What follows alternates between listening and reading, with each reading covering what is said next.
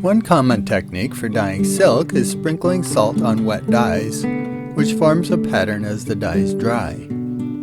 Here I'm blending dye colors onto the silk from light turquoise to dark green with large Sumi brushes, which work well because they hold a lot of dye and are good for blending the colors. I keep a separate brush in each bottle because it's hard to rinse a dye color out of a brush. You can create any color you want by mixing dyes together. Some dyes react better to salt than others. It also helps if the weather is cool enough that the salt has time to form a pattern before the dyes dry. I sprinkle the salt over the wet dye very soon after brushing the dye on, and add more dye at one end because the salt makes a better pattern if the dyes are moving. After the silk is dry, I will scrape off the salt, steam and rinse the fabric to set the dyes, and will sew it into an infinity scarf.